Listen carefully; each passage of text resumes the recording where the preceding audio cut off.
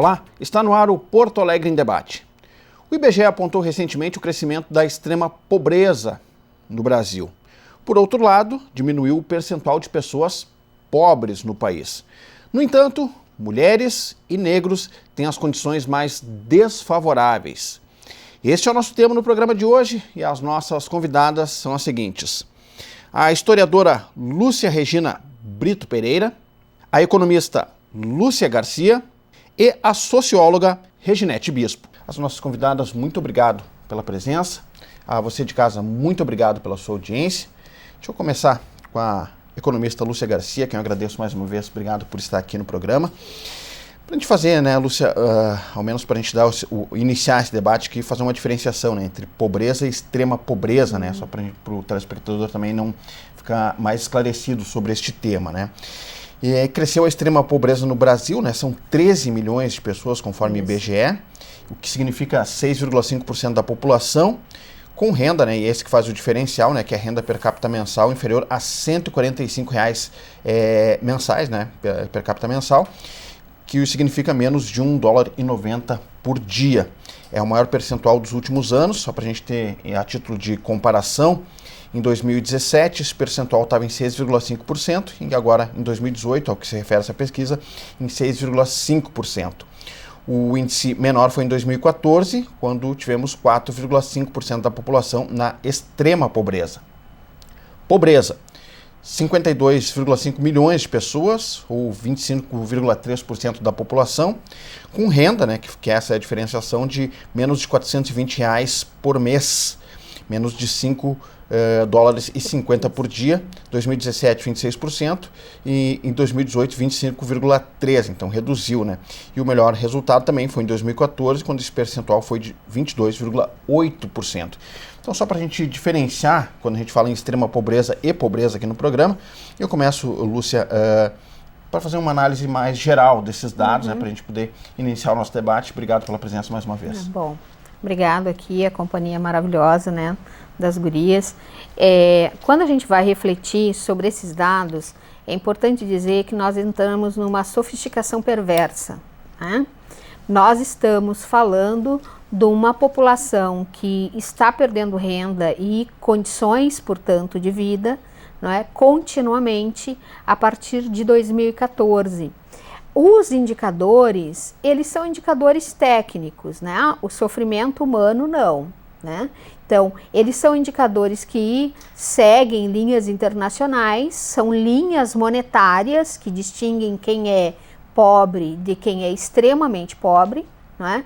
E em geral eles são indicadores que refletem exclusivamente a renda monetária.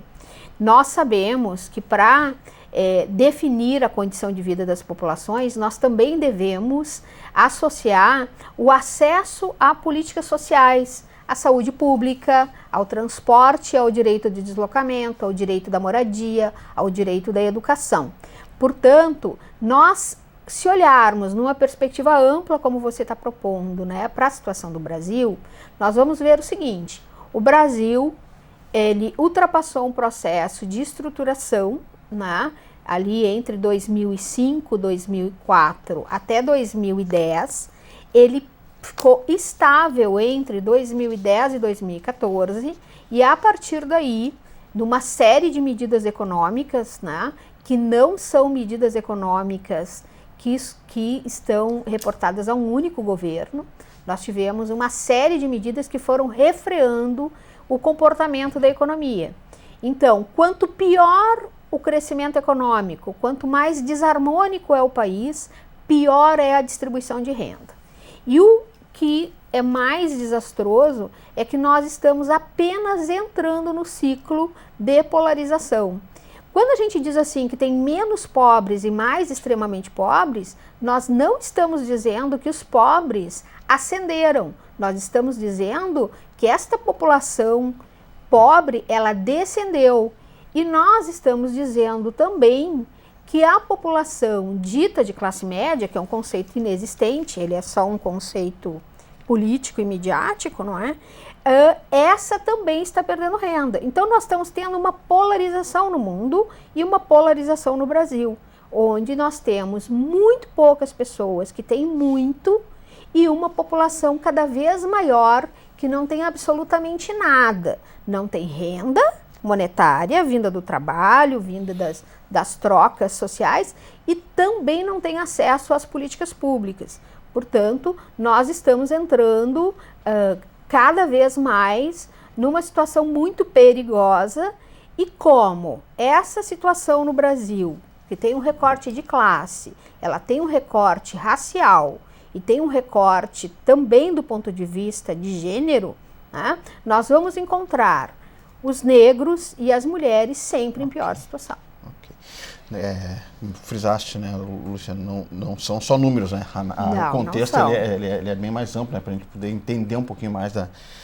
Inclusive, durante o debate, a gente pode entrar nessa discussão de o que são números e como é que as pessoas percebem o conhecimento e a sua capacidade de mudar a realidade, né? Ótimo. Deixa eu passar aqui da Lúcia Garcia para a Lúcia Regina Bispo Pereira. Uma Lúcia para outra Lúcia na outra ponta aqui. Lúcia, também seja bem-vinda, historiadora. Obrigado pela presença aqui. Para a gente acrescentar também um dado neste debate, que eu trouxe um outro apontamento aqui, que a pobreza, né, ela atinge especialmente a população negra, que representa 72,2% dos pobres, né, cerca de 38,1 milhão de pessoas, né, mulheres negras, compõem o maior contingente, com 27,2 milhões de pessoas abaixo da linha da pobreza. Do ponto de vista histórico, como é que dá para se traçar e analisar esses dados, né? Evidentemente, né, como a Lúcia colocou, não são só números, né, mas as condições, né, que são colocadas no país. Obrigado. Olá, obrigada pelo convite. É um prazer estar do lado da Reginete, da Lúcia, minha xará. É bem importante, são duas sumidades no assunto, não é? Bom, em relação ao contexto histórico, a partir do momento da abolição, da dita abolição inconclusa, não é? Não houve um projeto para o desenvolvimento da população saída do processo escravista. Não houve esse. E, concomitantemente, ao mesmo tempo, foi se estruturando invisivelmente, se é que se pode dizer, ou visivelmente, a destruição dessa população. E aí, como é que tu destrói essa população? Não oferecendo os serviços, as condições mínimas, não é? Para o seu desenvolvimento, não é? Então, como diz minha colega de organização Maria Conceição, a Lei Áurea, né, teve dois enxutos parágrafos, não é? Abole-se a escravidão e revoga-se as disposições em contrário. E mais nada além disso. Então, a população negra ficou à sua própria sorte, não é?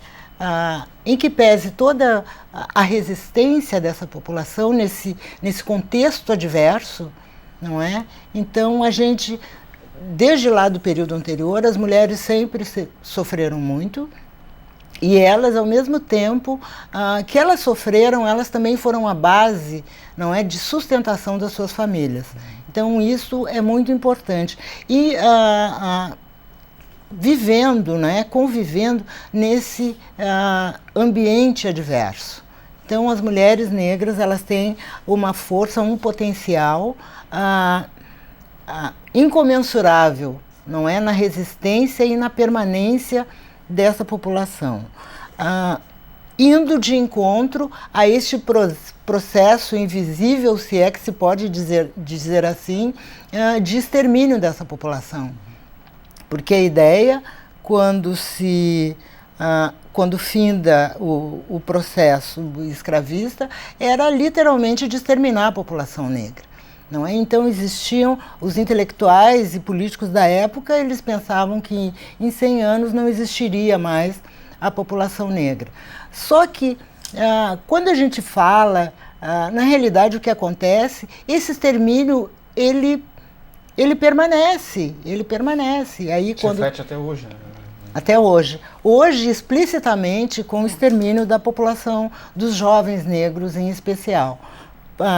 Os dados estão aí, a violência não é? A morte por violência, por assassinatos e assim por diante, acontece infinitamente em maior número com os jovens negros.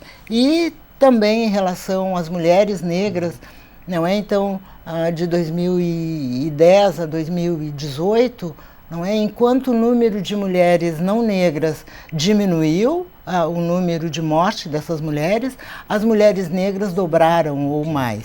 Então, é um descaso institucional com este extermínio. Okay. Obrigado, Lúcia. Só para fazer uma correção aqui, eu falei 38,1 milhão, né? São 38,1 milhões de pessoas, né? A pobreza atinge especialmente a população negra, que representa 72,2% dos pobres, né? Cerca de 38,1 milhões de pessoas. Reginete Bispo, também seja bem-vindo aqui ao Porto Alegre em Debate, né? Dentro desses dados, o IBGE também revela que é mais difícil, né, para as mulheres e negros, em especial mulheres negras, né, a inserção no mercado de trabalho. Como é que avalias também essa situação, gente? Obrigado pela presença. Meus cumprimentos para as minhas companheiras de debate. Um prazer estar aqui com vocês, especialmente nesse mês 20 de novembro, e traçando esse debate junto com nossa economista, nossa historiadora, né, sobre economia e o reflexo na população negra, né. Primeiro, né, dizer que o Estado brasileiro, né, e acho que para a gente poder entender um pouco essa lógica do que a gente vive hoje, esse aumento, né, enorme de pessoas negras, de pessoas, fundamentalmente pessoas negras na extrema pobreza, né. Primeiro, o Estado brasileiro, como a Lúcia já referiu, né, ele, lá em 1888, ele não pensou numa política pública que agregasse, integrasse aqueles milhões de pessoas escravizadas que estavam sendo libertas, né? Antes, pelo contrário, né? Após a abolição, o Estado brasileiro se estruturou para não atender essas pessoas, porque eles apostavam, né, na não existência, né? Então, as primeiras políticas que o Estado adotou após 1888 foi políticas de restrição de acesso a direitos, né? A população negra recém-liberta não podia, por exemplo, ser proprietário de terras, né? Que era o principal bem e meio de produção na época, né? E nós todos sabemos, né, que todos nós precisamos de um pedaço de terra, né, para viver, enfim, né? Foi restringida a população negra a ter acesso à educação. Isso não foram comentários ou intenção, foram intenções legisladas, né? Foram criadas leis que permitissem isso. A população negra só pôde ter acesso ao ensino formal no início do século XX, tá? Então, muito recentemente. Também tem que considerar que a escravidão negra no Brasil durou quase 4 séculos, né? Foi muito tempo. E hoje a gente tem 131 anos da abolição da escravatura. E o Estado brasileiro, nesses 131 anos, nunca pensou políticas públicas para a população negra. Começou, de fato, a pensar em políticas públicas em meados dos anos 90, 100 anos depois, mais de 100 anos depois, quando o movimento social negro colocou 100 mil negros em Brasília, na Grande Marcha de 95, quando a gente celebrava os 300 anos da morte de Zumbi dos Palmares. Pela primeira vez, um chefe de Estado recebe o povo negro e aí a gente entrega um documento preciosíssimo que, com todas as reivindicações, apesar do tempo que fez, mas que faz, é um documento atual, né? E pela primeira vez o Estado brasileiro começa a pensar políticas públicas. E a partir dali nós vamos tendo uma série de políticas. A regularização dos territórios quilombolas, que virou um problema. O grande conflito agrário hoje no país são as terras quilombolas e são as terras indígenas, né? A Lei 10.639, que obriga o sistema de ensino tratar da educação étnico-racial nas escolas, que não funciona precariamente, porque, enfim, mas foi uma conquista importante. As cotas raciais, né, que foi a grande conquista, acho que do movimento social negro, foram as cotas raciais dentro das cotas sociais. E aqui, então, quer dizer que pela primeira vez a gente tem uma política pública efetiva. Né? A gente aprofunda um pouquinho mais nesse tema. Lúcia Garcia, falaste no primeiro bloco, né, que diante desse contexto atual, desses números apresentados que precisam ser analisados não da perspectiva somente de números, né, tu colocaste que uma expressão que me chamou a atenção, né, que se corre, tem um risco, são riscos perigosos, né, quais são esses riscos, né? E qual a perspectiva dentro desse contexto, né? Envolvendo raça e gênero, né? Dentro eu quero recuperar nessa conversa, Clayton, também o que as gurias estão dizendo, né? Você vê que para que a gente entenda uma situação atual, é necessário sempre a gente articular a estrutura econômica, o processo ideológico e a estrutura de poder, né? Por que nós temos a população negra hoje em extrema desvantagem no nosso país, né? Nós temos uma estrutura ainda de economia colonial, né? Quer dizer, o lugar que o Brasil ocupou na Organização Mundial do Capitalismo, ela é desde sempre um lugar da superexploração. Então, além de você explorar o trabalhador, que é algo que está dentro da lógica capitalista, quando a gente fala da relação com a colônia, a gente está falando de uma sobreexploração, nós estamos falando de uma expoliação. E essa expoliação, num primeiro momento da estrutura capitalista brasileira, ela dependeu da escravização de um povo durante 400 anos. Né? Então, é fundamental a gente falar disso para a gente falar do nosso quadro. Além disso, tá, a gente também está falando de um processo ideológico que defendeu a eugenia, né, a ideia do embranquecimento relacionado ao desenvolvimento, que está na raiz da eliminação do povo negro até hoje, né, e que vem sendo recuperado pelos processos neoliberais, né? E, para além disso, nós temos, então, a representação do Estado que estrutura, através de legislação, através de leis e programas, questões que impedem o avanço e o desenvolvimento das pessoas negras, né? Que vão estar na lei de terras, que vai estar em todas essas legislações, a lei do capoeira, né? Que impedia a organização da população negra, né, durante os primeiros anos do século XX, a lei da vadiagem e a associação com a população negra. Portanto, nós temos um tecido, uma trama, não é, estabelecida para um Estado que é um Estado racista, inclusive a versão da democracia racial, que é uma grande mentira, né? Ela estrutura no Brasil. Agora, por que tudo é perigoso? Porque nós estamos, neste momento desta quadra histórica, nós estamos recuperando ideologicamente tudo aquilo que aparecia no início do século XX e que nos encaminhou para conflitos mundiais e para um esgarçamento social extremo. Alguém acha que é possível você encarcerar esse volume enorme de população? Alguém acha que é possível? Aqui nessa bancada nenhum de nós é branco. Certo? Então, como é que você pode querer anular a história de um país, a história de um povo e achar que é possível governar para frente?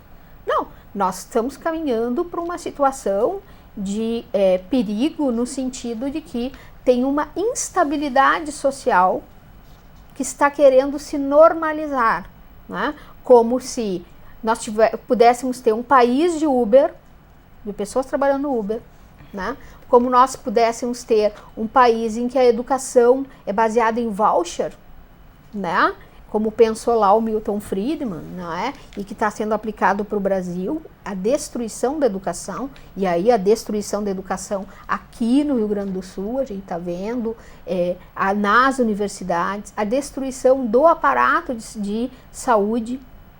Portanto, nós estamos caminhando, sim, para uma estrutura, um modelo de sociedade bastante perigoso, e ele é um modelo que mira a maioria da população, que é feita de quê? Mulheres e negros, numa nação negra.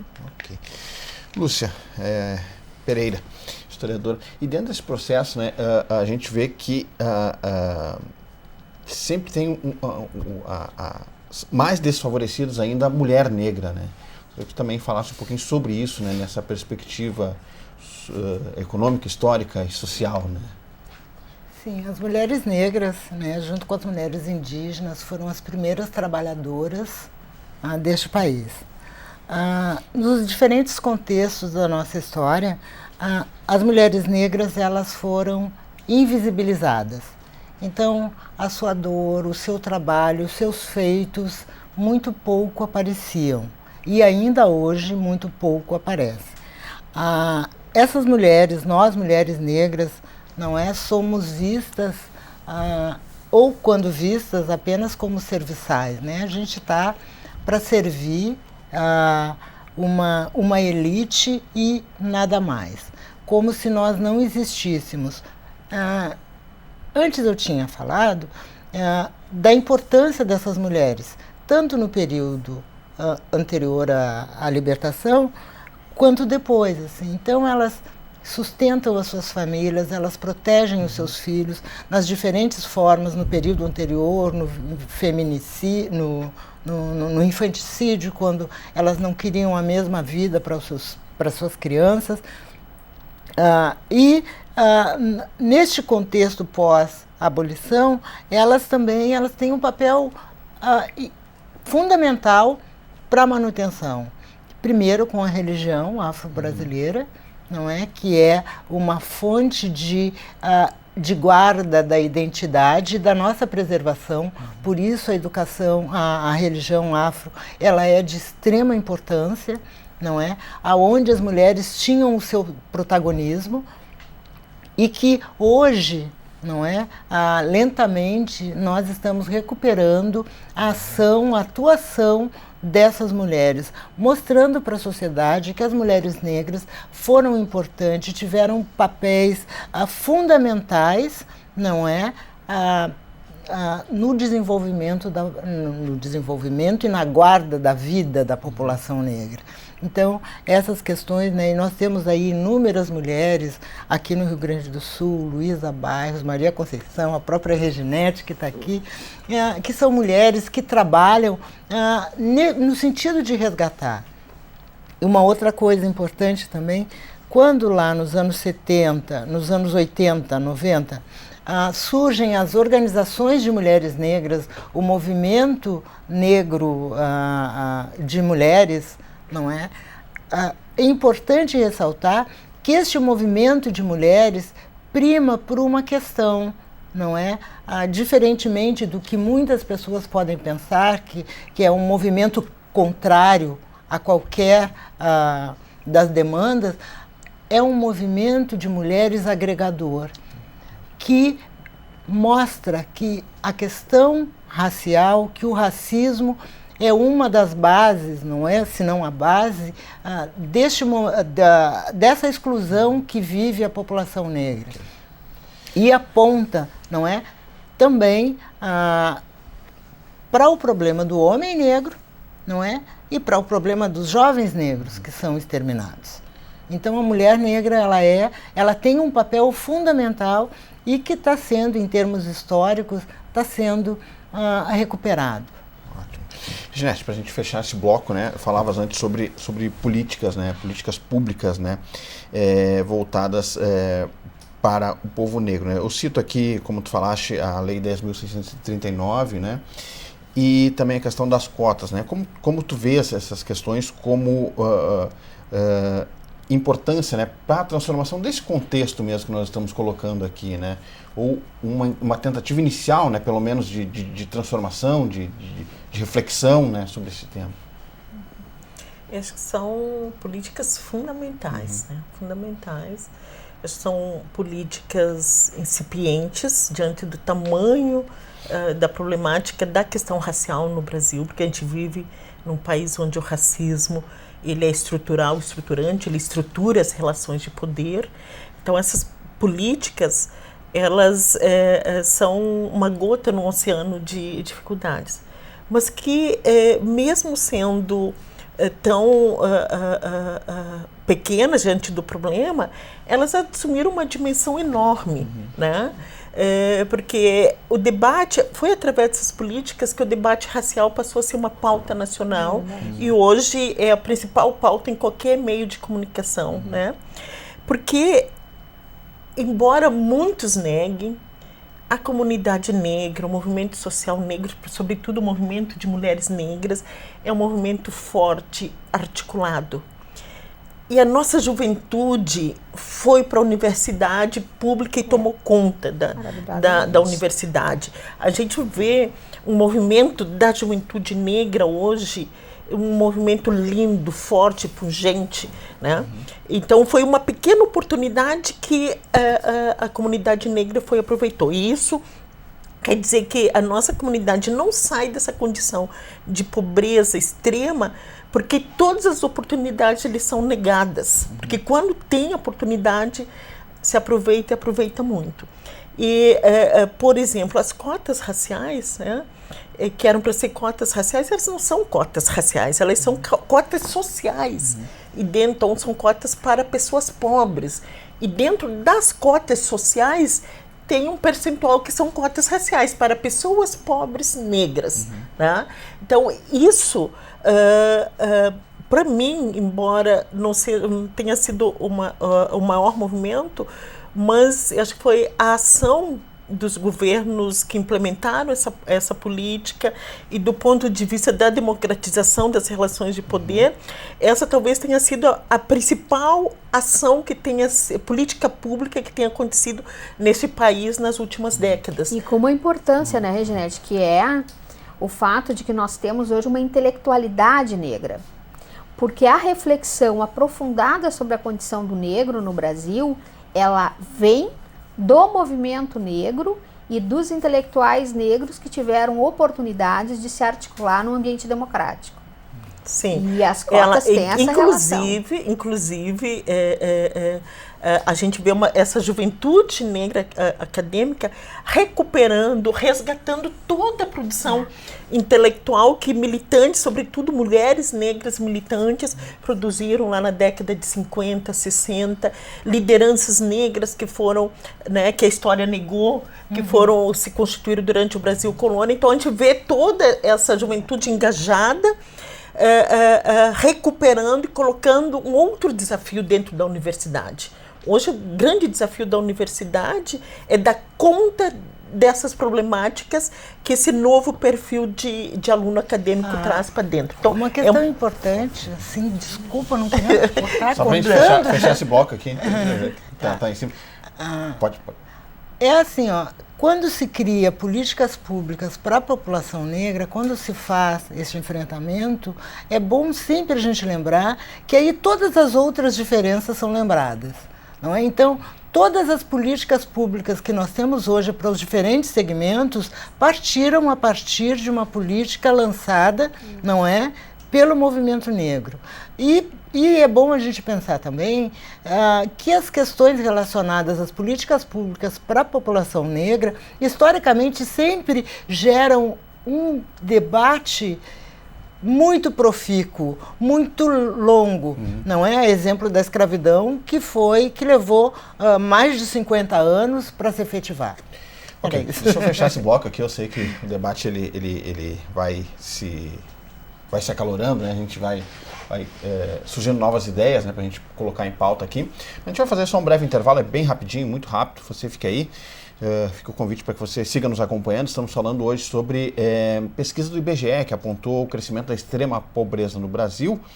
mas diminuiu a pobreza, né? A gente já fez essa diferenciação aqui no programa, mas com esse recorte, né, de que os mais desfavorecidos, né, são mulheres e negros dentro do contexto social e econômico aqui no Brasil. Breve intervalo, voltamos em seguidinha.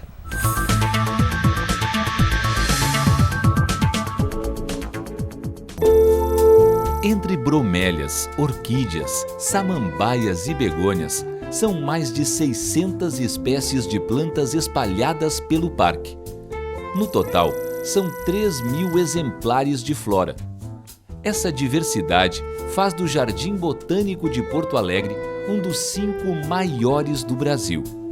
A área de 39 hectares foi aberta ao público em 1958. Dentro do parque está o Museu de Ciências Naturais, fundado em 1955. O órgão estuda a biodiversidade e tem 432 mil exemplares de animais e plantas expostos. O Jardim Botânico é um recanto de natureza no meio urbano de Porto Alegre. O parque fica na rua Dr. Salvador França, número 1427. A visitação é aberta de terça-feira a domingo, das 8 da manhã às 5 da tarde.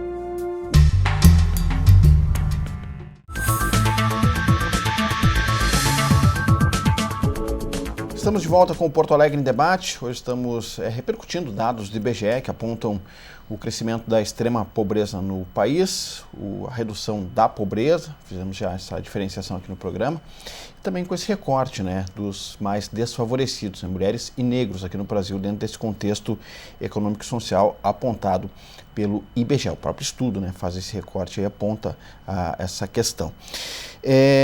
Lúcia, deixa eu voltar sobre os salários, né? A gente passou um pouco no geral, assim, mas eu gostaria de falar sobre os salários, né? Mulheres e negros, conforme os estudos, né, recebem salários menores no Brasil. No ano passado, né, essa pesquisa é referente a 2018, os brancos ganharam, em média, 73,9% mais do que os negros. E os homens ganhavam, em 2018, em média, 27,1% mais do que as mulheres. E isso, né, para o mesmo nível de instrução.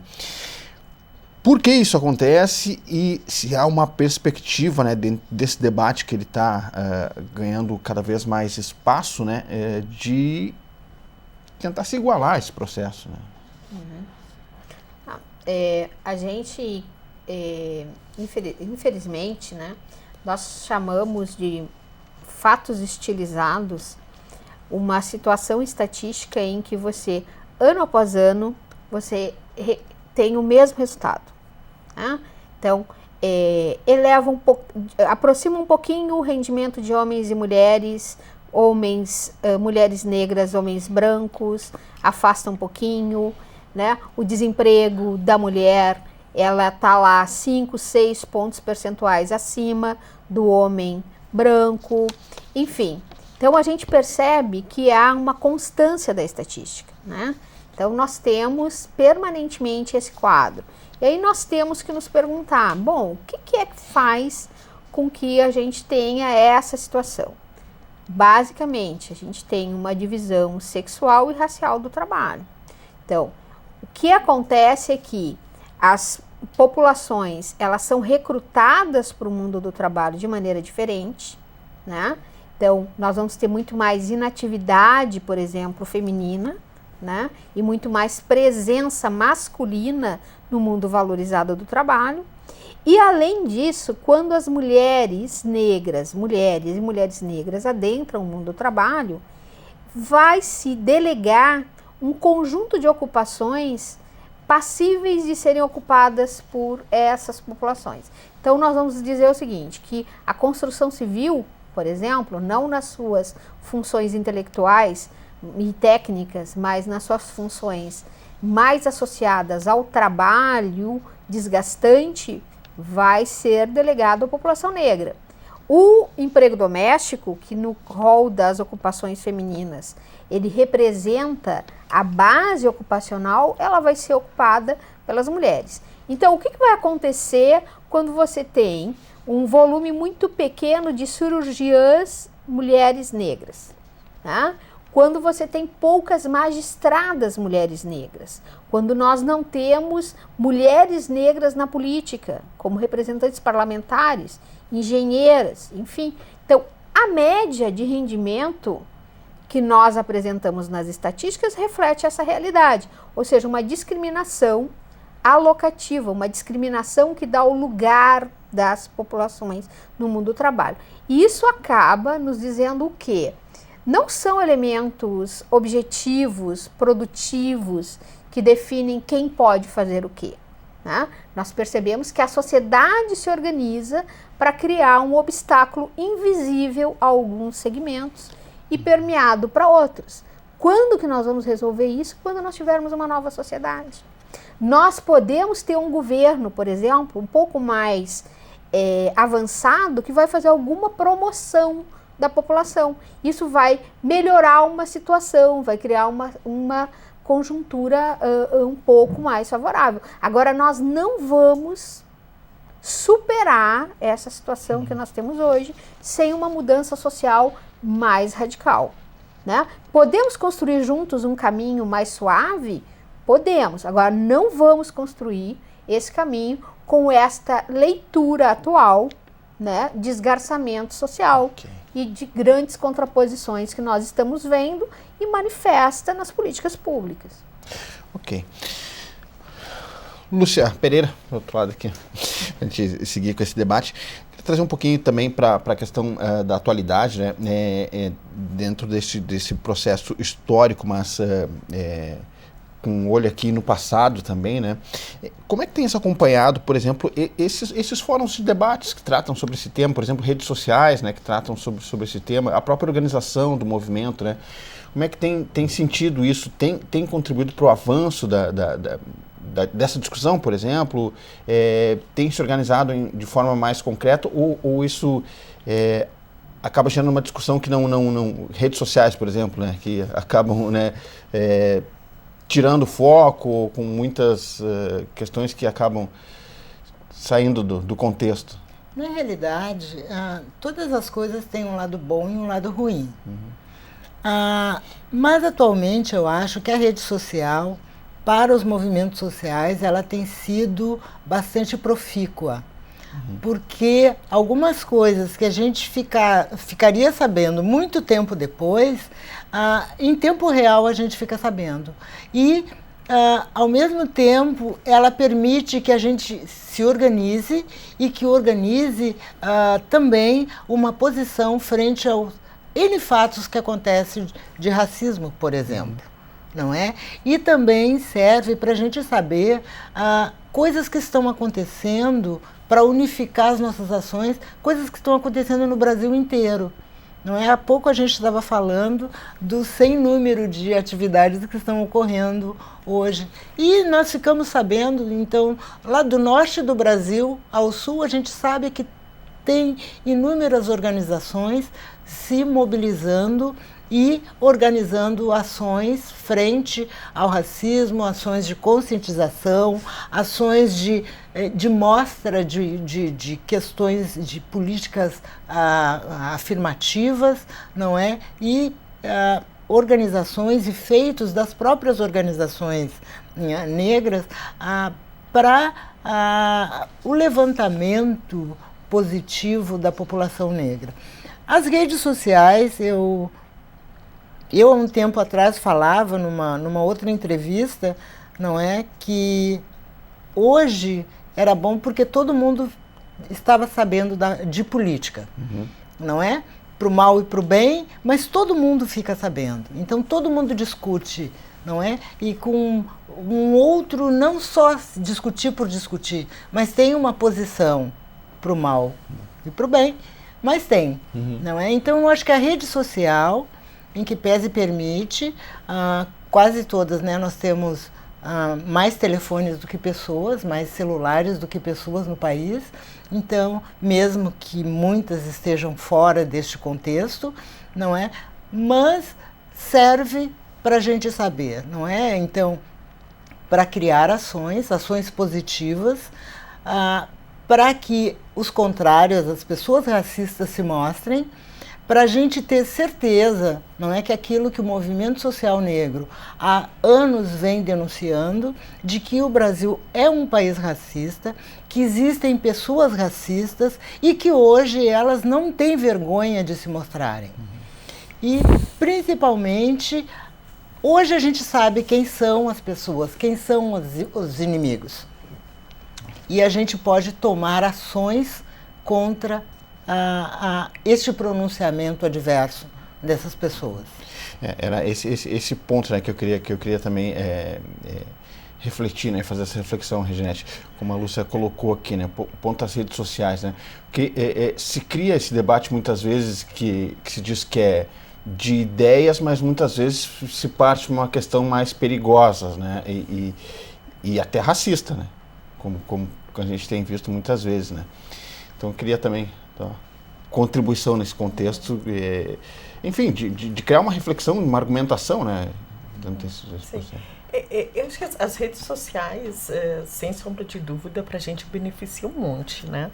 Eu sou daquelas militantes do tempo que a gente militante tinha que ir lá na CRT para fazer um telefonema, né? Hoje tu te comunica com o mundo instantaneamente, isso do ponto de vista da informação e da articulação, e acho que são as redes sociais, diante do perfil da mídia que a gente tem no Brasil, né?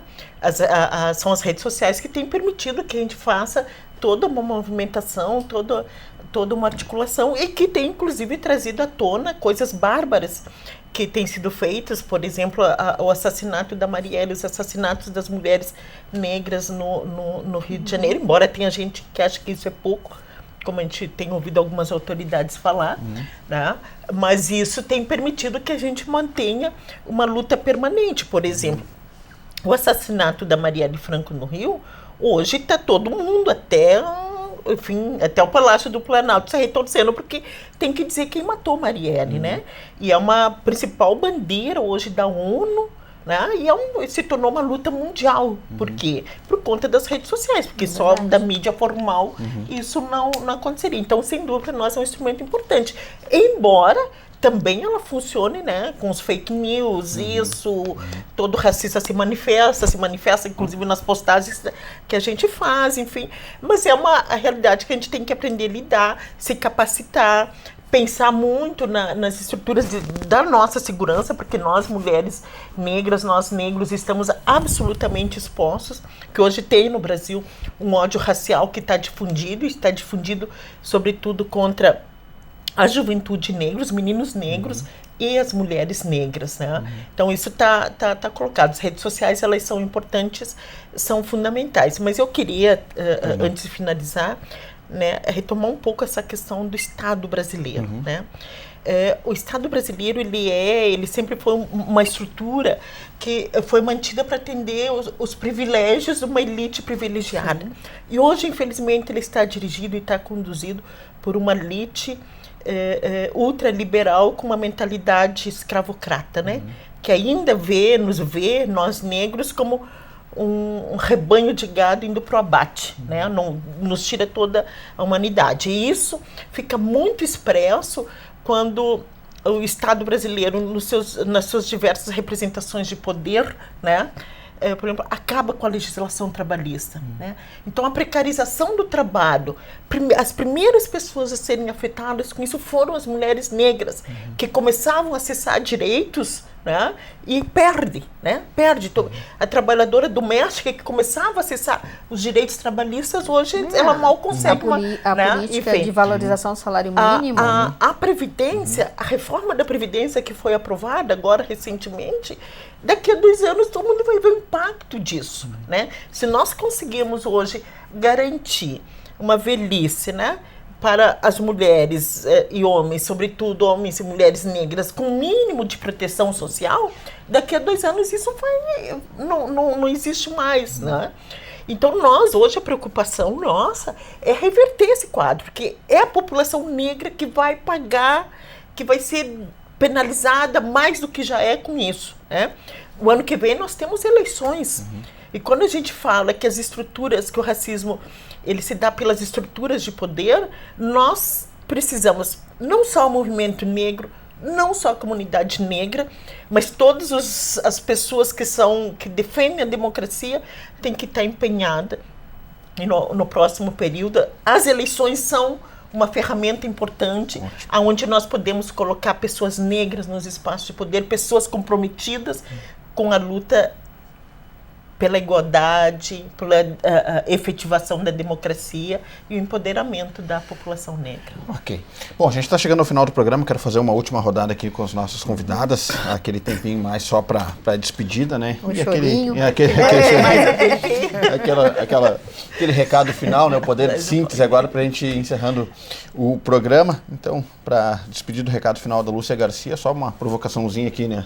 Há esperança, Lúcia? Eu acredito que sim. Né? Eu acho que o continente latino-americano está nos mostrando assim que é necessário, né, recuperar a dignidade do povo, né, latino, do povo negro, dos povos originários, enfim, dessa população que veio construir aqui o nosso continente, o nosso país, e que a gente precisa trabalhar bastante aí as razões, né, pela qual a gente está nessa situação, e que a gente precisa dessa vibração do povo negro, né?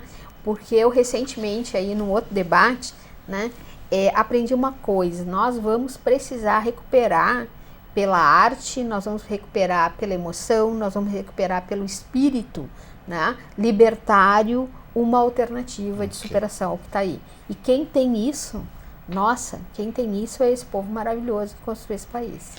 Ok. Lúcia Pereira, recado final? Então, nós temos que ter a consciência das nossas necessidades gritantes. Momentos de crise nós sempre passamos. No contexto atual, nós precisamos de educação.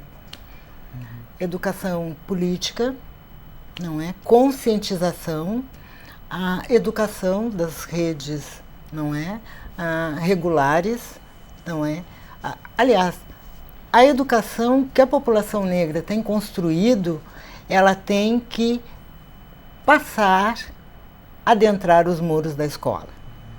Então, isso é de fundamental importância, porque a educação transforma em todos os aspectos, Se a gente primar por isso, nós teremos pessoas conscientes, mas uma educação conscientizadora, voltada para o social, voltada para a democracia e para a participação plural. Nós temos que respeitar todos os grupos, dar visibilidade para esses grupos e, no caso da população negra, mostrar que a nossa história, ela não começa com a escravidão, ela é muito anterior e tem uma importância fundamental, de preservação e de mudança da sociedade. Ok. Reginete, recado final? Bem, eu acho que tem muita esperança. Acho que toda crise, a crise por si só, ela gera um novo, né? Então não existe uma acomodação, não existe uma aceitação passiva do que das barbáries que estão sendo feitas nesse país, na América Latina, enfim, nos países que foram colonizados, né? Inclusive no continente africano. E eu vejo, assim, do ponto de vista das mulheres negras, do movimento social negro, muita ação, muita atividade, e nós resistimos 4 séculos de escravidão, resistimos a um Estado genocida que trabalhou incessantemente para branquear este povo. Não vai ser isso que vai nos acabar. Então eu acho que esse momento de crise é um momento importante de nós fazermos isso, avaliar nossas ações, estudar, se preparar, nos articular e fazer o enfrentamento, e para fazer mudanças muito mais profundas do que já foram feitas, né? Então a crise, ela também tem esse lado bom. Se o fascismo, se o racismo tomou conta da forma como tomou das estruturas de poder, foi em algum momento nós e os nossos aliados falharam, né? Então nós precisamos refletir sobre essas falhas e aonde nós precisamos avançar e de que forma podemos nos articular. Eu aposto, acredito muito na luta das mulheres negras. Eu acho que a saída está por aí, porque, já fazendo referência ao que a Lúcia colocou, né? Os povos indígenas e os povos africanos resistiram com dignidade toda forma de dominação e opressão.